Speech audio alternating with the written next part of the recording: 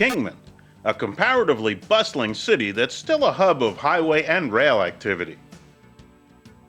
Here, Route 66 again intersects with Interstate 40, then continues southwestward to Gold Road and Oatman and on toward California. The city offers museums, restaurants, and lodging for a blend of the nostalgic and the modern. The Beale Hotel has been a landmark here for many years, and actor Andy Devine spent a lot of time there as a youth when his parents owned the place. His family moved to town in 1906 when Andy was just 1 year old, and he and his brother were well-known mischief makers in Kingman while growing up. Today, you'll find the beloved actor remembered throughout the city.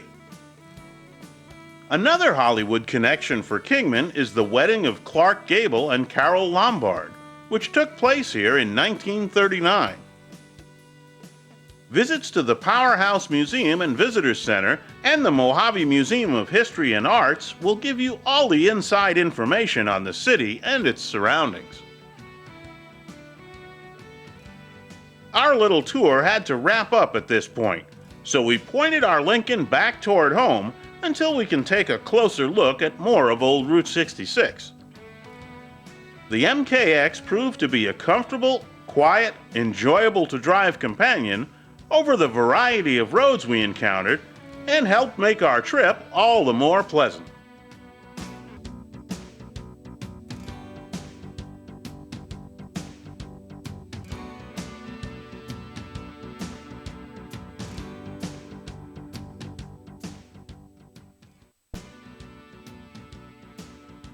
Right now, we'll resume our trip toward Kingman with a stop at Valentine, Arizona, for a visit to the Keepers of the Wild Nature Park and a chat with owner Jonathan Kraft about this wonderful facility.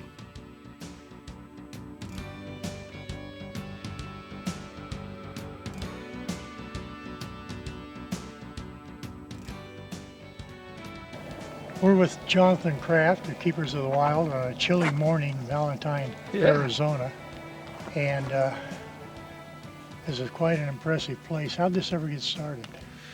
Well, you know, we've been a nonprofit organization for quite a while, and you know, we started out in Las Vegas originally by rescuing a lot of showbiz animals and so on and so forth, and then we moved to White Hills. We stayed up there for about 5 or 6 years and ran out of room because we've acquired so many animals, and so we found this absolutely magnificent spot, perfect for the animals, and so it's been a long time in the making, probably about 15 years, and so. White Hills, now that's on 93 up by Hoover Dam? Yeah, that's between Kingman and Hoover Dam, yes. How much property did you have up there? Well, we had 32 acres up there, and of course now, because of the way land is going, as you well know, they're doing a lot of building and developing around there, and we didn't want an animal park in the middle of all of that, so we looked for a long time, about 1.5 years, matter of fact, and we found this gorgeous spot. And how many acres you have here? We have 175 acres, so lots of room to expand. The animals have huge habitats, as you can tell, and they're all having a good time, and it's definitely worthwhile to come and see, you know. And how many acres are actually fenced in? Well, the majority of habitats are anywhere from 1/2 an acre in size up to about 2 or 3 acres each, depending just how many animals there are in each habitat. For instance, up in Tiger Mountain, we have several habitats. Some of them have got 6 cats in it, and so they have several acres. And so. What do we have behind us? Well, this is a wolf pack, and there's 4 boys and a girl in here. Of course, we're a non-breeding facility, so we'll never have any more. But as you can tell, the destruction that they do to all the trees, so we constantly have to replace them. But these are pure wolves, and they were originally confiscated up north, and somebody was breeding them to sell them and breed them with hybrids. And of course, we're an anti-breeding facility, so that's why we have these guys here. Well, why don't you give us a tour of the place? We're going to do that. Okay, let's go. Yeah, let's go.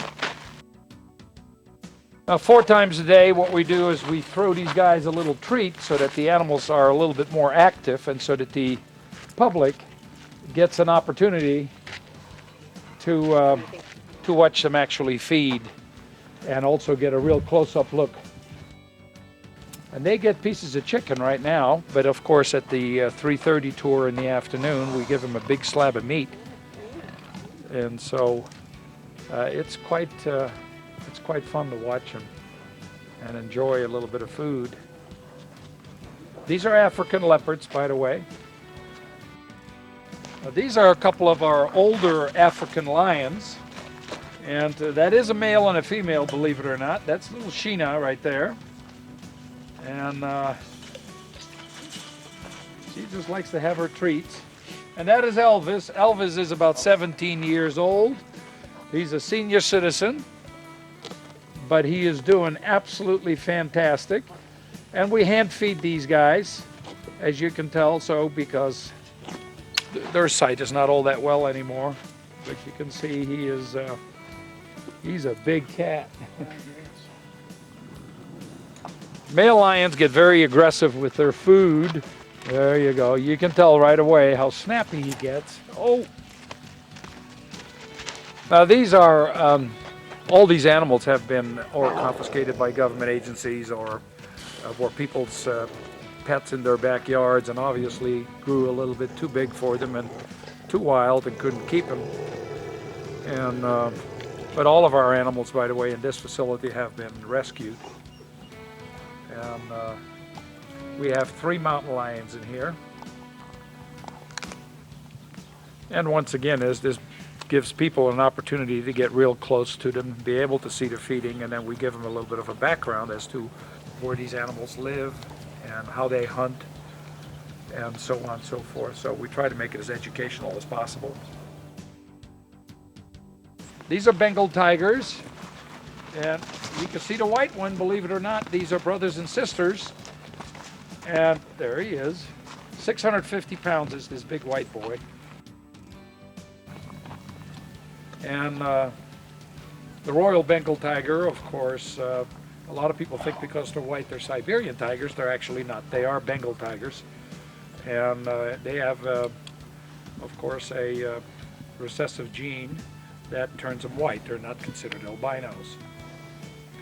And these are pretty young cats. They're about 4 years old. And so they're considered fully mature now. Beautiful habitat for them.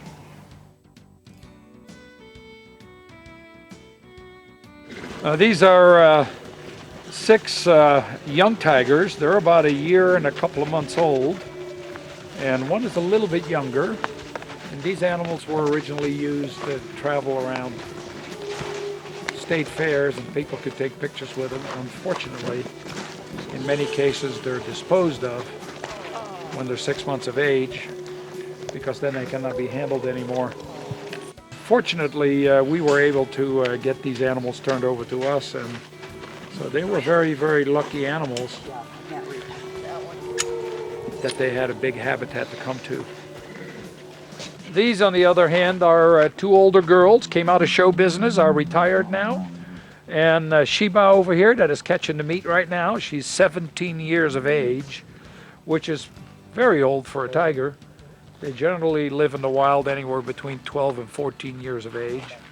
So she is, both of these gals, that's Natasha, she's 17. So they both have exceeded their lifespan by already 3 years, and hopefully they'll be with us for a few more years. That's Lola and Max. And monkeys don't make good pets, by the way. You can see the teeth on these guys.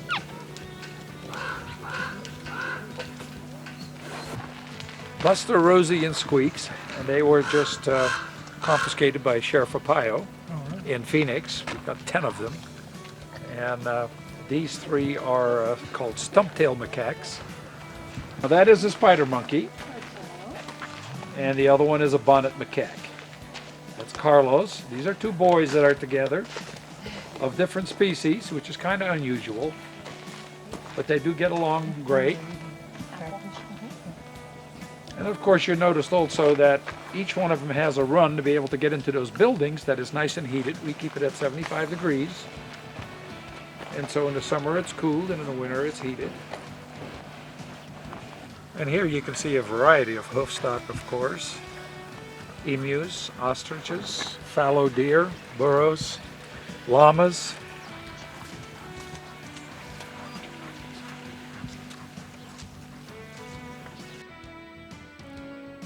Then it was time for us to thank the folks at Keepers of the Wild for their hospitality and get back to motoring on down the road. We'll continue our trip right after this, so don't go away. Portion of our journey to Kingman, Arizona with a stop in Hackberry. Hackberry, which takes its name from the hackberry tree near the site of a silver discovery in 1874, first went through a mining boom, then received a new lease on life when it became a stop along the Atlantic and Pacific Railroad.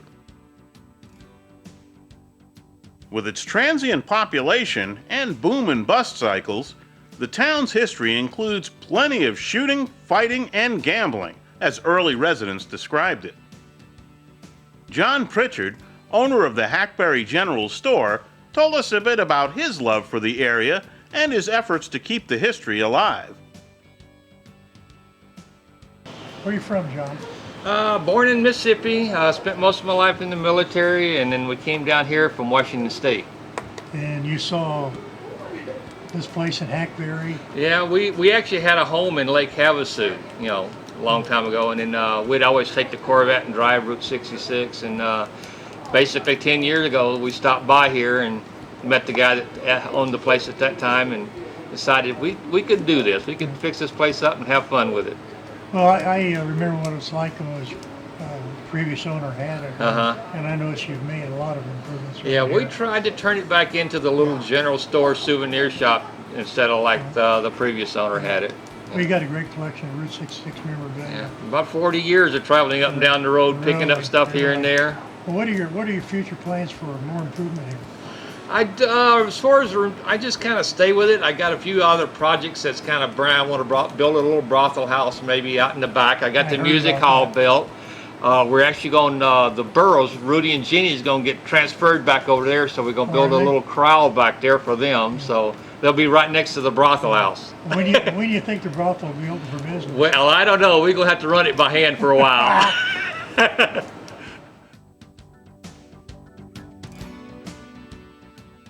Then, for us, it was on to Kingman, a comparatively bustling city that's still a hub of highway and rail activity. Here, Route 66 again intersects with Interstate 40, then continues southwestward to Gold Road and Oatman and on toward California. The city offers museums, restaurants, and lodging for a blend of the nostalgic and the modern. The Beale Hotel. In western Arizona, there are some interesting portions of Route 66 to discover, including a segment of the old route that can be driven uninterrupted for nearly 110 miles. This stretch between Crookton and Kingman has become quite an attraction for those travelers looking for a step back in time, some great scenery, and a diversity of tourist spots to discover. We began our drive on the Mother Road a bit east of that long section, in Ash Fork, as we cruised the area in our all-wheel drive Lincoln MKX, a stylish, luxurious mid-size crossover SUV. Here's a look at just some of what we found. Ash Fork is typical of the many once thriving towns now bypassed by Interstate 40 and mostly unknown to today's travelers. Named for the plentiful ash trees in the area, the town is known as the flagstone capital of the world, thanks to the operations of the Kebab Stone Company. The town suffered devastating fires in 1893, then again in the 1970s. And now many of today's buildings are constructed of flagstone rather than wood. The Stone Company now occupies part of the former site of the Fred Harvey Escalante Hotel, which served railroad and highway travelers from 1907 until the interstate bypassed Route 66 through town and the railroad moved their main line north of Ashford. This 1960 DeSoto sits atop an old gas station, now revived as a beauty salon and barber shop.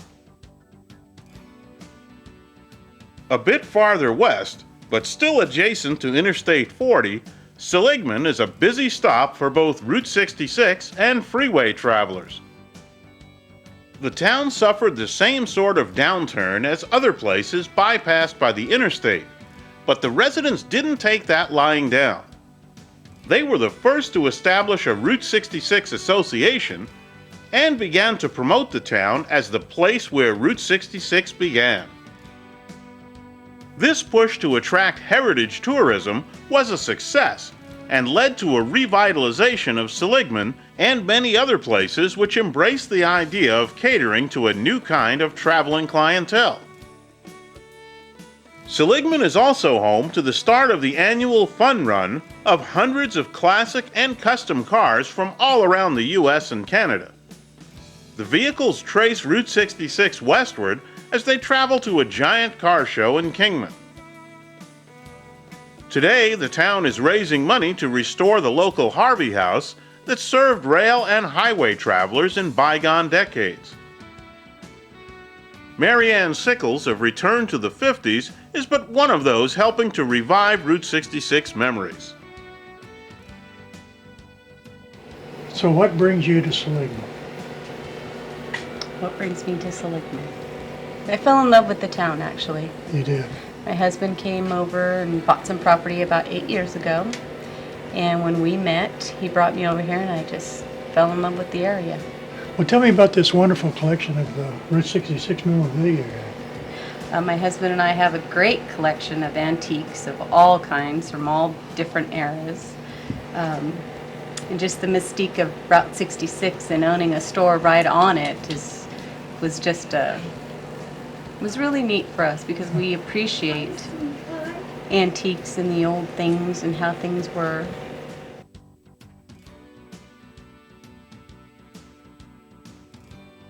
Continuing west from Seligman, Route 66 arcs northward, away from the interstate, before crossing it again in Kingman.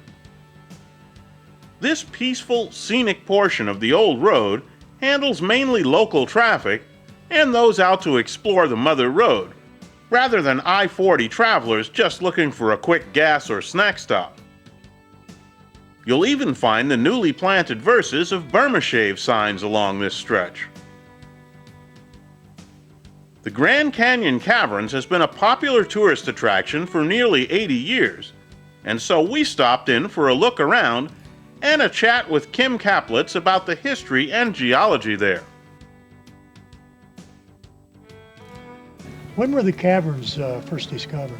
They were first discovered in 1927 by a gentleman named Walter Peck when he was riding on horseback to his weekly poker game. Wasn't paying much attention, almost rode the horse into this big hole. Circled around it, figured he'd come back and check it out later. Went to his game. Don't know if he won or lost. That's lost in history. Came back and decided to literally put a dope on a rope, drop some guy down the hole on a rope with two little matches, stick matches. When he went in, he saw all this gold color on the walls. He thought he struck it rich. And that's how they were discovered. That's an interesting story. And when did it become a tourist attraction? Oh gosh, probably 2 years after that, he continued. Well, once he found the gold, he staked out his claim with the county recorder, mining claim, chipped some off, found out it wasn't gold, so he thought, well, okay, I'll make it a tourist attraction. He made a pulley system and charged 25 cents a person to drop down into the caverns. And that was about 1928, the first time it became a tourist attraction. Another interesting story. Okay, what do you have here to offer the visitor or the tourist? We're a family place. We've got 800 acres. We're at 5,400 feet elevation, so our weather's like Flagstaff. We have the 4 seasons. We have the caverns, which are huge. You could put 3 American football fields in each cavern in any direction. Our restaurant, motel, gas station. We have hiking and biking trails. We also have an RV park, 50 spots with full hookups. A restaurant, 2 bars, taverns, saloons, whatever generation they want to call it. And we also provide Jeep tours down to the bottom of the Grand Canyon and the Colorado River. Only one of 2 places in the country you can do that by automobile. And we have, of course, our heated pool, bicycles, a disc golf course. We're putting in a stargazing platform. We're centrally located on historic Route 66 between Seligman and Kingman. Last year, the Federal Department of Transportation designated our section of Route 66 as a scenic highway and byway.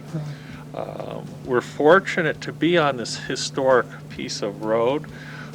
Our guests include tourists from all over the world, a lot of people hiking, bicycling, or motorcycling on Route 66 either direction. And do you have a gift shop here? Yes, we have a very large gift shop. We have some Route 66 product available, but we try to specialize in locally handmade gifts, some of them Native American, some of them by local artists, pottery, artwork, jewelry, things that you don't find in the typical gift shop.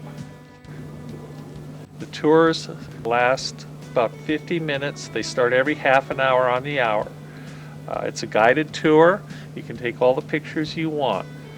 Because we're a dry cavern, we're environmentally sensitive, so we ask that our guests not touch anything.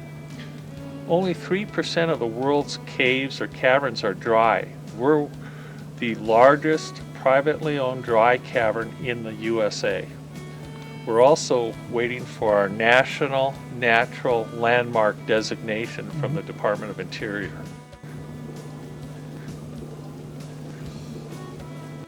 We have a lot of weddings down there, and we like to tell our guests in the wedding party that they're on a rock-solid foundation for their marriage. But some of the ladies have left their bouquets from 20 years ago. They've dried out, and they look like they're brand new. Really? What's the temperature down there? It's a constant 56 degrees year-round. Okay, I think that does it. Thank Okay, you. thank you.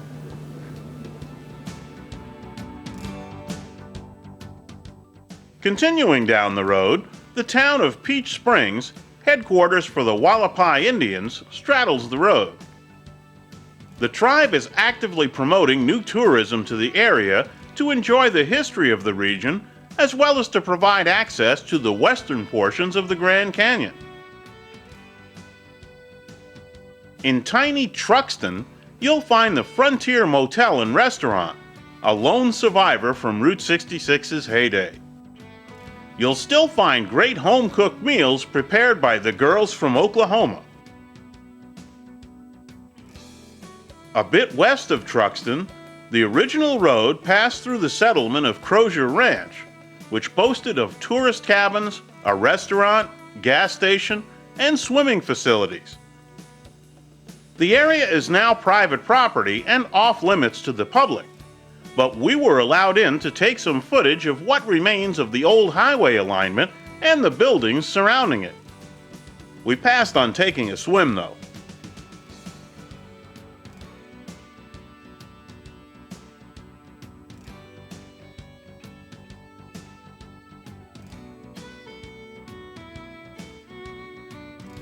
We'll wrap up our explorations of this portion of Route 66 next week